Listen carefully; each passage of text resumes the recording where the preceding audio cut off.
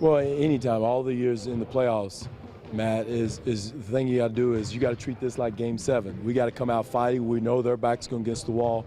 We can't go and get ambushed. We got to go in with our high beams on, laser-like focus from the start of the game to the end of the game. We can't go in and spot them 9-0 and that type of thing and think we're going to have a chance to win in Indiana. That's the message and that's the focus we got to have. Have you seen that within the locker room from the leaders like DeMar and from Kyle? I know it might be an obvious question, but no. have you seen them talk? Well, again, no. As far as preparation, we're preparing. I sense the focus. I sense the understanding of the moment. But I'll let you know if it's not 9-0. I'll know a little bit better then. Kyle's done so much for this team in other areas, but how much do you think he needs a game where he just the shot finally? Again, Kyle's going to be. I'm not worried about Kyle's shot. He's not going to forget how to shoot the ball, Mike.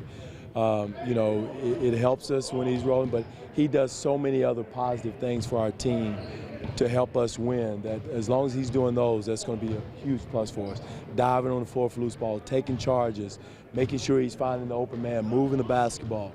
All those things are positive, and we know he's a great three-point shooter, and the guys go through that, and that's not my concern because I know at some point it's going to come around. Coach, down 15 points in the third at one point, outscored the Pacers 24-9 in the fourth. What clicked? What went right? Well, again, I think one is the group that was in there playing with a toughness, a physicality that you got to have. Again, finding the right combination and those guys getting out there doing it was huge.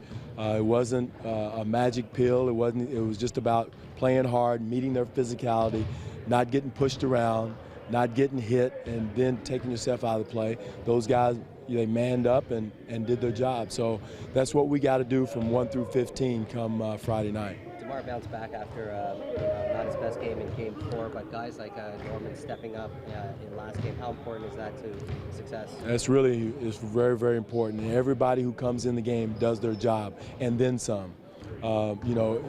Guys going to have off nights. We've been a roller coaster. One guy's had a good game, next guy's had a bad game. But whenever we get that consistency from everybody and understanding what you got to do when you're going in, and playing with that sense of urgency from everyone, not just one guy, not just two guys, but everybody clicking at the same time, that's going to be good for us. Coach, what have you learned about your team over these first 5 games?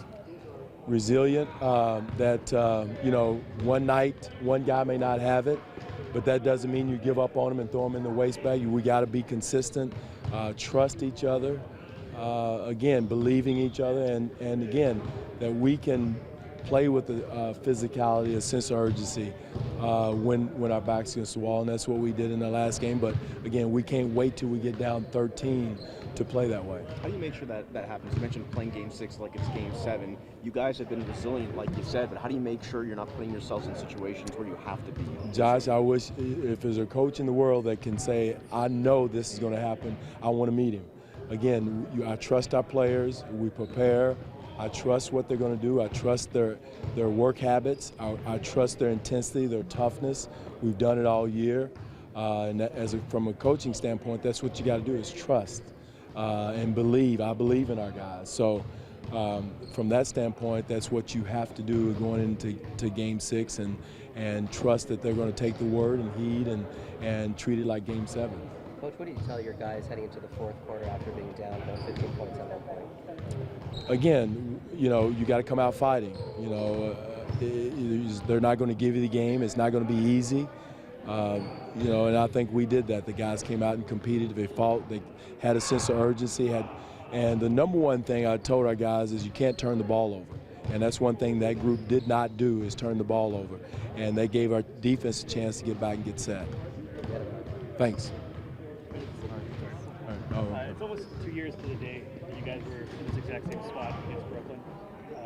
How long ago was that, Chris? 2 years ago. 2 years, okay. All right.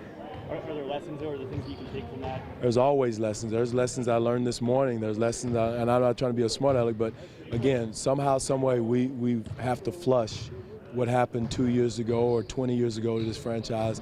What's the most important thing is now, the sense of urgency of now.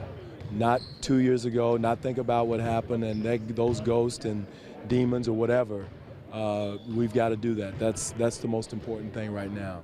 The past can sometimes be a teaching tool. Oh, no question. And you learn from every situation, but you just don't dwell on 2 years ago and say, "Oh, I remember that one." We got to remember what happened to us last game, the game before that, or I think are better lessons for this group. A lot of these guys weren't here 2 years ago, so you know, the guys coming in, the guys who've been here.